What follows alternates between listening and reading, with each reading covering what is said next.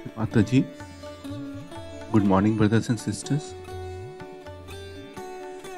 Let's bow down to Shimataji, raise our mother Kundalini, and put bandhan.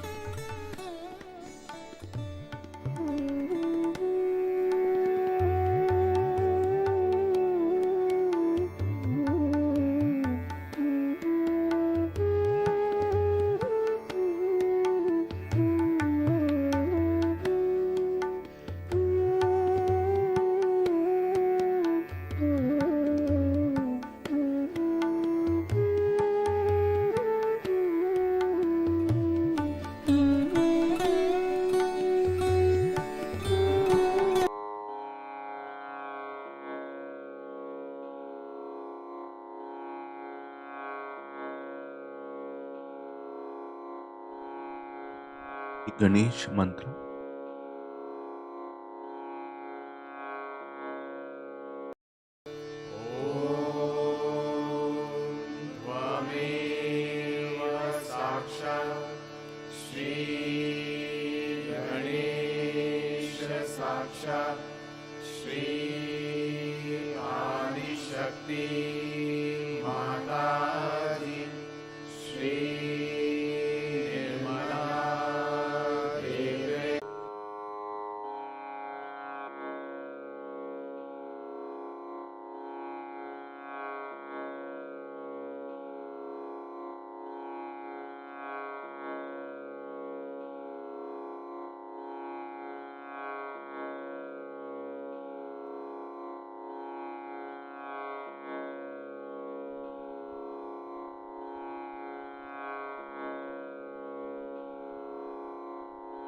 Let us bring our attention on our left heart.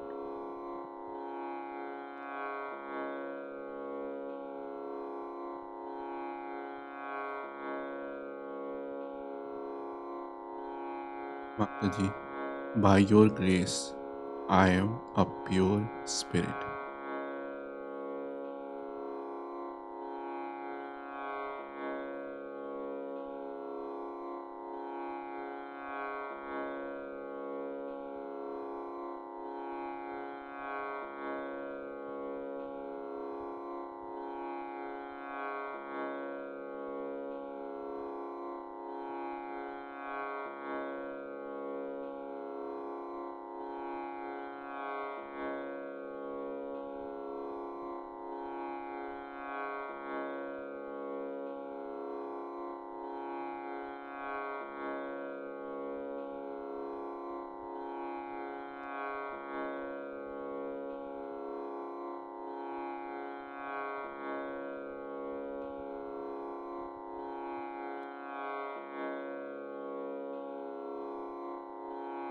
Bring our attention on Sahasrara.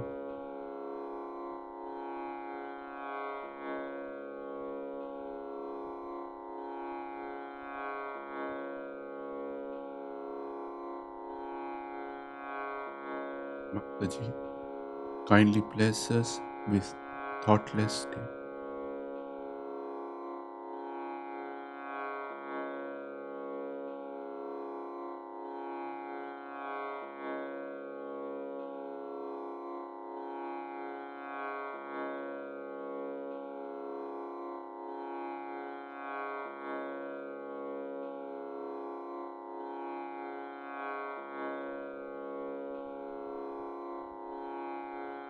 Let us listen to Shimataji's speech.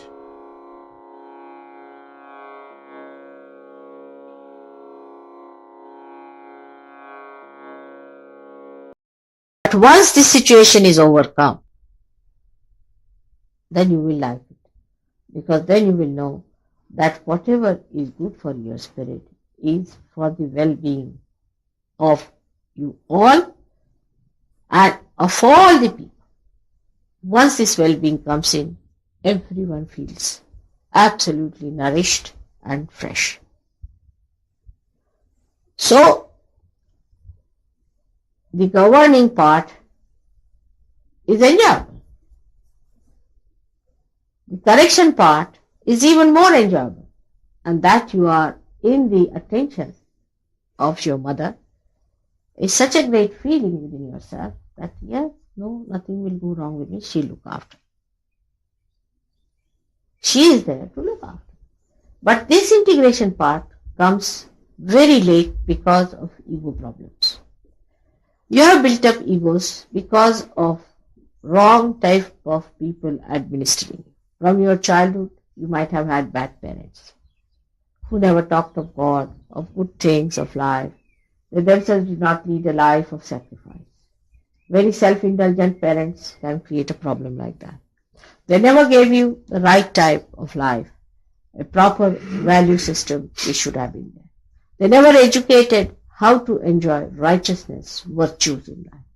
Possibly later on, the country in which you are born, the other people who surround you also might have done that. Also, your government, whichever you have known, must have done that. So when these things change, when you find that you have achieved that kind of integration within you, that whatever your body likes is too good for your spirit also. Like say for example, I don't like certain things myself. I don't like drinks. I don't like it. I just don't like it. Nobody can tempt me. I mean, no question of temptation. I just don't like it. I will hate the things which are really bad for my spirit. Automatically, I don't have to tell myself. It's just that. To tell lies, I don't lie. Alright.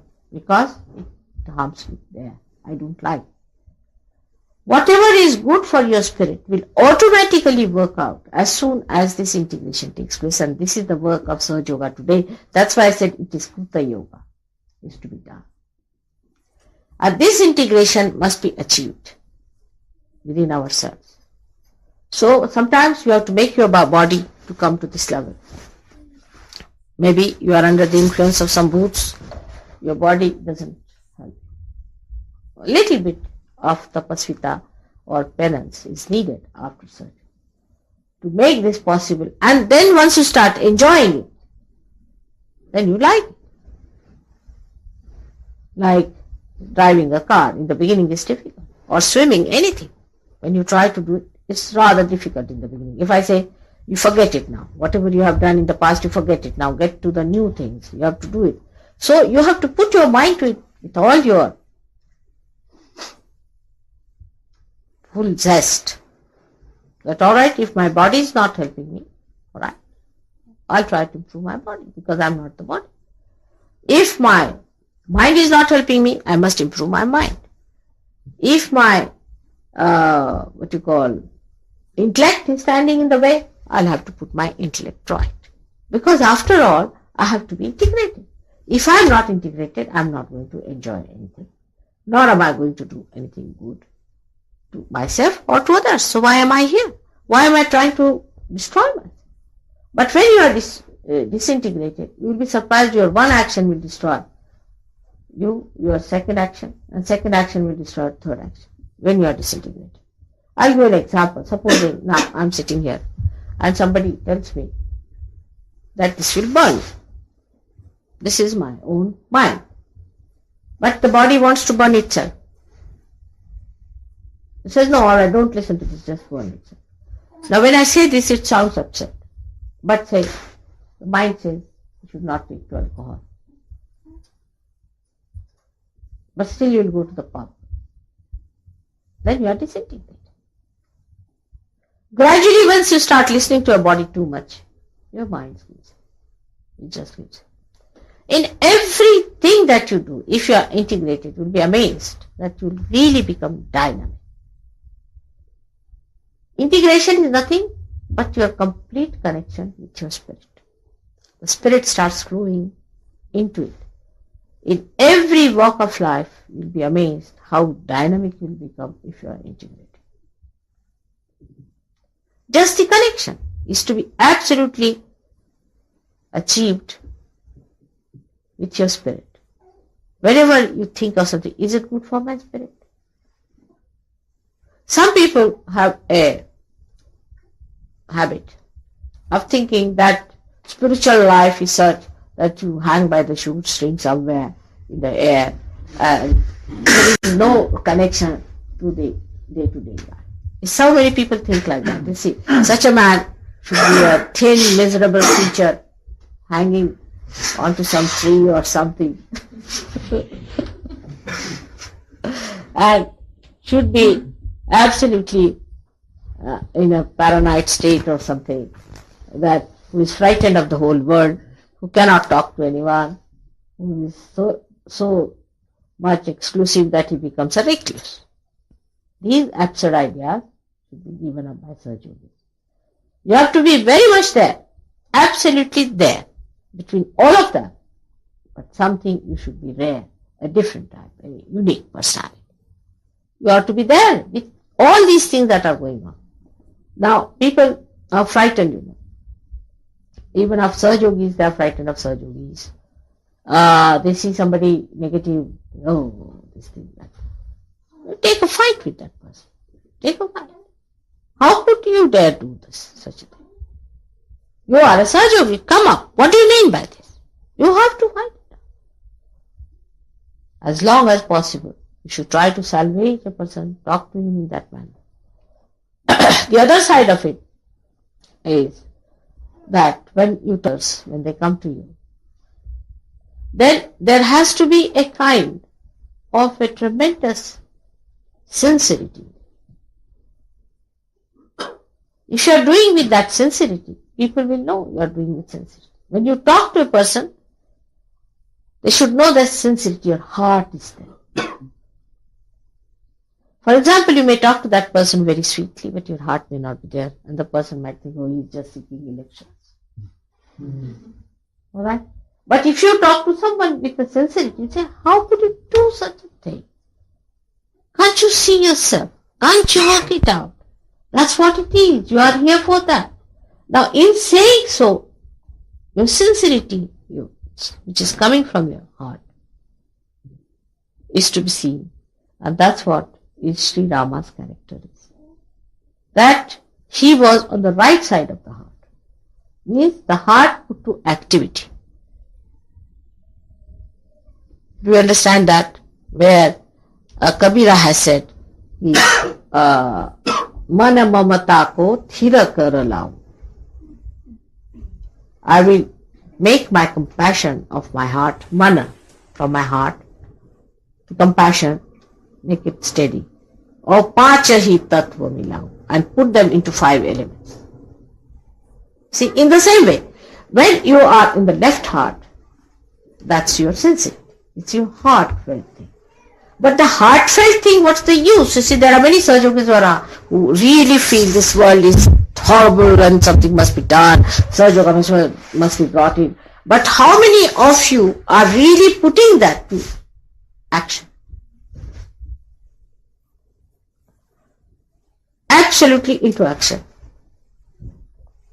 Without that, your Rama's Tattva cannot be improved. Rama's Tattva is only improved when you put all the things into action that exactly Sri Rama did.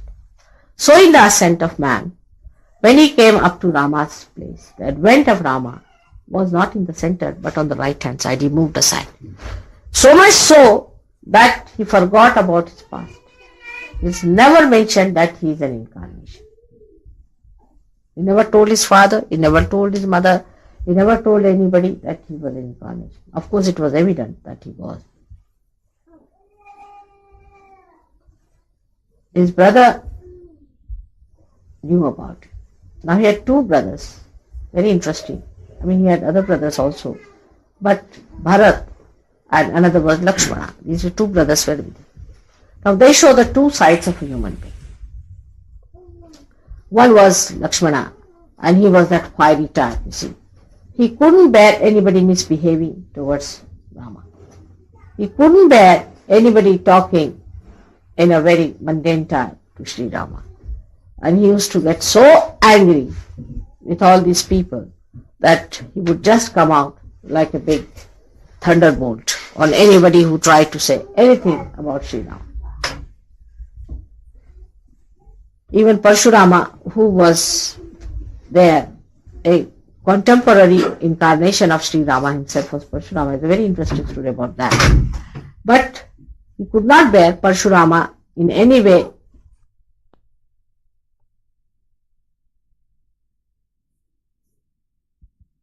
is the Shesha, as they call it, the serpent which sleeps in the Bhavasagara, on which Sri Vishnu rests. The same Shesha had taken birth as Sri Lakshmana.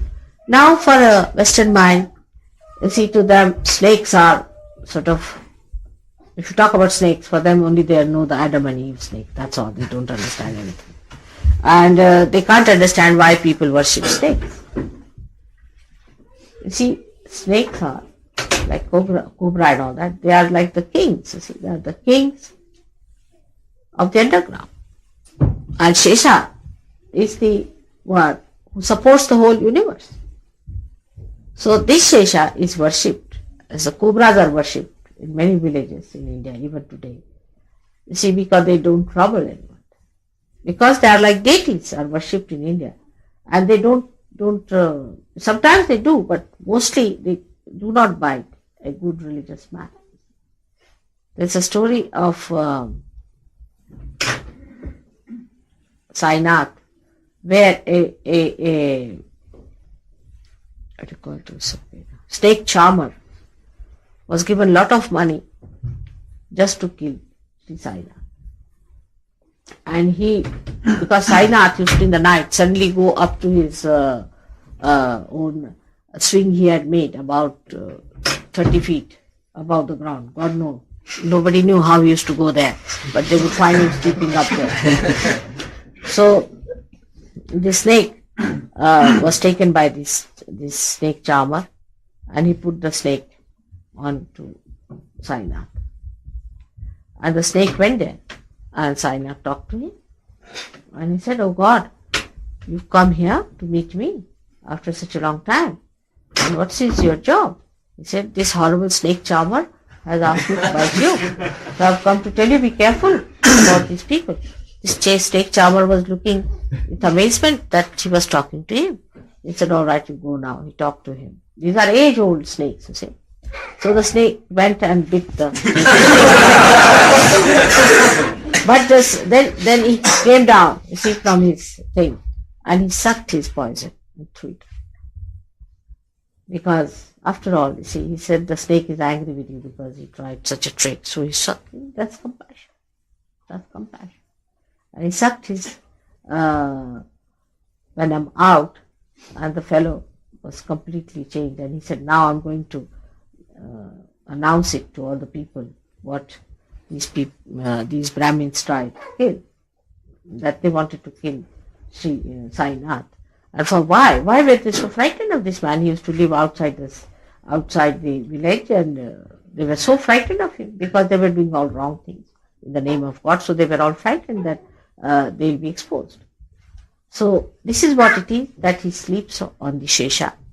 And Shesha is the one who is sometimes expressed in Sahajogis, I've seen, as anger, when you try to be non-protocolish, or when you try to be funny, or you don't behave yourself. That's the Shesha in that. That is also sometimes needed. You have to be a Shesha sometimes, because otherwise people will start misbehaving, and by that they will be harmed. Not that I will be harmed, but they will be harmed. So that kind of temperament is also needed. But the other one is very interesting, is that of Bharata, the brother. He showed how Sri Rama bestowed the kingdom to him because of his mother's agitation. And he didn't know what to do. So because he went back to Rama and he said that you take back your kingdom, I don't want anything. You are the one who should govern. Why should I have it? So Rama said, all right, you just be there in charge of the kingdom. I have to obey my father. I have to obey my mother because I have given them a promise. So Sri Rama's another great quality was once given a promise is to be kept. This is another quality we have to have, that if you have promised anything, you have to keep it. If you have said, I will do this, you must do it. You should not find out excuses to avoid it. It's absolutely an anti-God activity to avoid doing things that you have promised. Your deities will never be happy. You must see that whatever you have promised, you must do.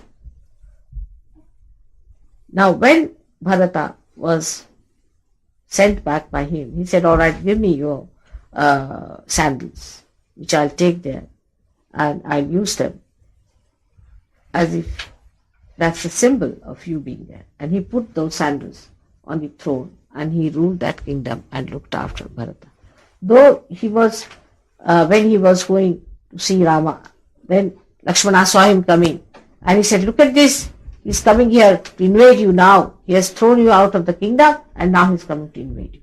So this is also I've seen among Sahaja Yogis is that the Sahaja Yogis who are like Shesha cannot see also the goodness of other Sahaja Yogis who are very good people, extremely sacrificing, nice people, but their intentions are not understood or misunderstood, which is a very sad thing.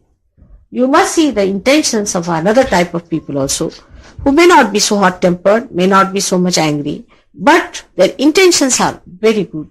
They have come actually to ask for the sandals of Sri Ram. So among these two type of people I have seen, there is always a bit misunderstanding going on. So both the types of people should try to understand that we both are needed for Sahaja Yoga. I cannot only do with one type of people. We have to have both type of people who look after both the styles of the thing. But when you are dealing with others, one should go as one. For example, if a person is, say, coming to Caxton Hall and he says something, then you should weigh it whether he's a new one or an old one. If he's a new one, then you must show all gentleness, kindness, all kinds of exterior things which will please. The reason is he's not a realized soul. He doesn't see your subtle thing. What he sees is what you are outside. How you are dressed, how you talk to them, how you behave towards them. All these things they see first. They don't see what you have got inside. They can't see your heart. They can't feel your vibration. So you have to be very kind to them. You have to be very sweet to them. I received a letter from someone saying that the Sahaja Yogis have been very, very rude to me and have been angry. Like the other day, somebody came who was sitting at the back. They are trying to salvage the, the people who are lost by the cults or whatever it is. They were sitting at the back and when I said, come forward, and he didn't come, so you said, you get out. You should not say, let me say. That time you should be quiet. Nobody should say, get out, if you are not going. Because, you see, the thing is, if you say, we don't care for people who are not humble, then they are going to be lost in any case. Let us give them a fair chance. Let us give them a fair chance to come into Sahaja Yoga, first by your behavior. Now, some people have a habit of sort of talking to them a bit too much. They should not talk. That's one thing I feel, that while giving vibrations and all that, at the most you should ask, are you feeling any cool breeze? It's one thing I feel, that while giving vibrations and all that, at the most you should ask, are you feeling any cool breeze? With very humble way. And this is another quality of Sri Rama, is a sankoch. There's no word in English language, because you have formality, which is a very insipid word to describe sankoch. Because there is no integration between your heart and formality. But if you can think of a formality of the heart, then what do you call that? What will you call in English language? The formality of the heart. Sincerity. Huh? Sincerity. No, sincerity is different. It's an action. Sincerity is an abstract thing. But formality from the heart. You see, how to say such a thing? Honestly, man. Honestly. Huh? Honestly, man. What is it? Honestly. What is it? Honestly. No, not honesty. These are all abstract words. In action. You see, say, so for example, now I'm sitting, now he may bring me a cup, alright? It's a broken cup, for example. You go to somebody's house, it's a little broken. So, if an Indian is there, I don't know about Western style, he'll eat, he'll drink it out. He will not say anything, it's broken already. But maybe somebody might say, it's a broken cup. It's broken. Or say, you go to somebody's house, see, and you don't like a color scheme or something.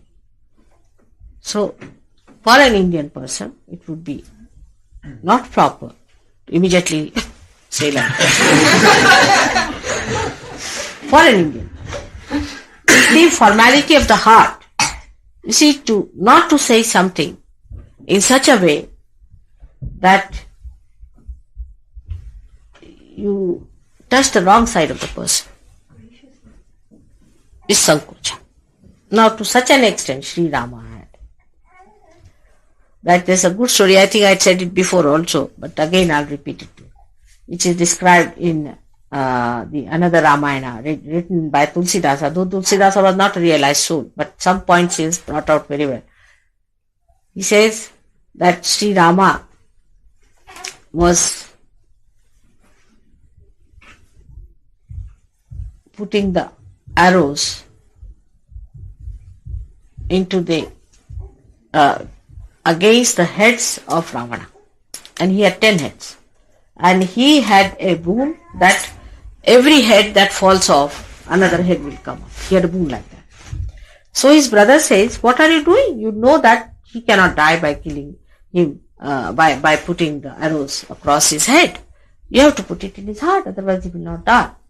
So the sankocha comes in him, and he said, see, in his heart he has got my wife, because he loves her, and she's sitting in his heart. How can I hit him in the heart? She'll be hurt. See the delicacy of his understanding. So he said, then by hitting his head, is he going to be killed? He said, you see, attention, once it is going towards his head, his attention will be withdrawn from his heart. And once the attention is withdrawn, my wife will not be there anymore, then I'll hit him and I'll kill him. So see this sankocha. You see, then you will understand that how we are rude and arrogant. You see, this kind of arrogance and rudeness comes to us because we have no sankocha. We should not say everything to everyone. We need not. Should we say everything? Say, for example, in your puja, maybe you are doing something which should not be done. I know it's wrong. Unless until absolutely wrong, I will not tell. I said gradually tell that. Because otherwise, you become like this. She tells stuff. You must see Linda's face if I tell her anything. She goes into.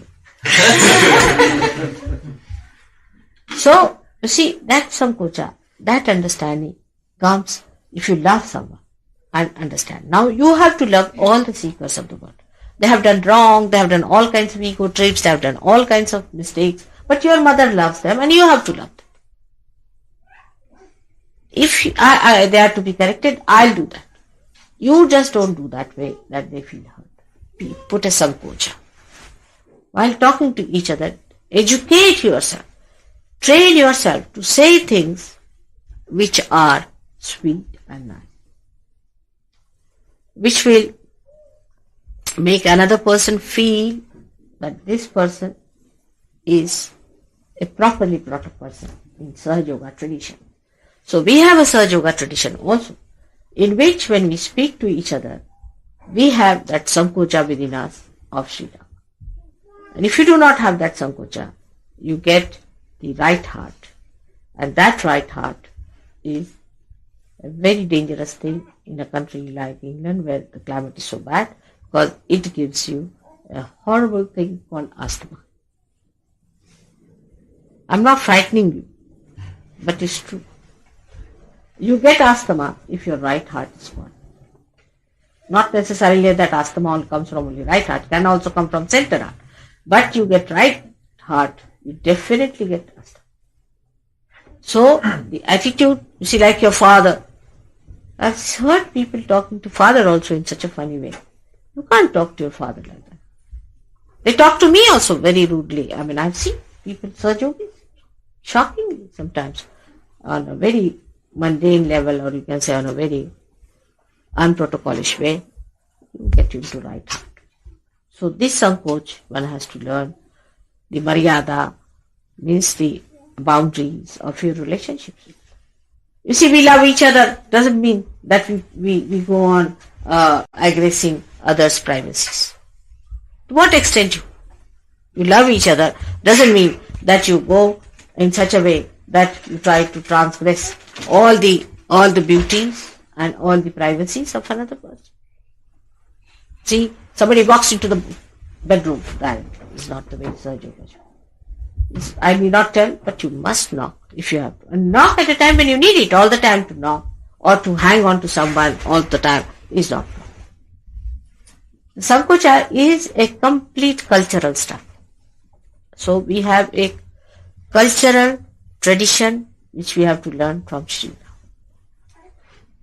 He is known for his Sankocha every time. How to say this? I cannot say.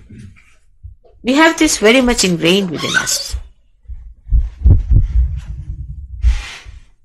The children are to be educated in that way, and once they are educated that way, they will learn the Sankocha.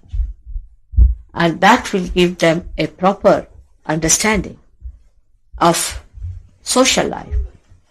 Like, see, this light is here. If you put your finger to it, it might burn and you may remove your finger. But if you are with another person, and if you try to take liberties with that person, a day may come when that person will misbehave or will harm you or do something to you. But still you will not realize it is because you have no Sankoch it has happened. So this Sankoch has to be worked out very beautifully in every way. In thanksgiving, in accepting somebody's gratitude, in expressing your love to another person in a way that is a Sankoch.